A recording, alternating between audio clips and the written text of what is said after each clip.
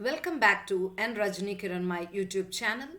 In this video, we are going to learn about the phases in e-payment system. There are four phases in e-payment system. One is registration, second one invoicing, third one payment selection and processing, fourth one payment authorization and confirmation. At the right hand side corner, there is the pictorial representation of phases in e-payment system. In that, we have presented four components: a payer, which represents the buyer; payee, which represents the seller; issuer component represents the buyer's bank; acquirer represents the seller's bank.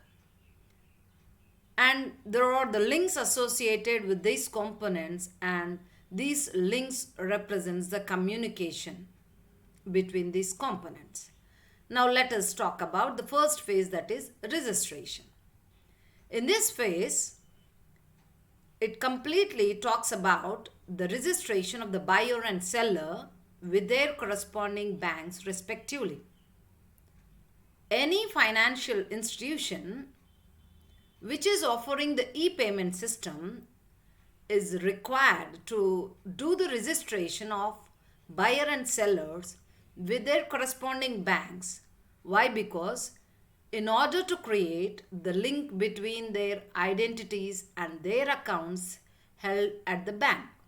Once this phase is done successfully, then doing the e-payment system becomes very easy. Coming to the second phase, that is invoicing. Invoicing is the one generated by the seller, and this is sent to the buyer. So an invoice is nothing but it is a proof of purchase for payment.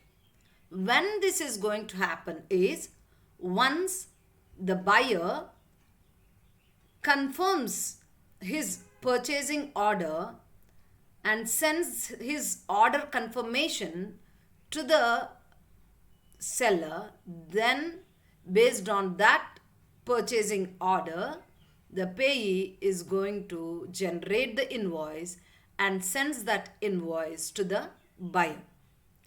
This can be accomplished either browsing the seller's website, or sometimes we may obtain an electronic invoice using electronic communication medium like email. After this second phase, let us move to the third phase. That is, the third phase talks about payment selection and processing. After receiving the invoice from the seller, the buyer starts doing the payment selection and processing. So in this phase, he is going to select the payment type like card based or e-cash or e-check, etc. The selection of the payment type completely depends upon the type of payment the seller is going to accept.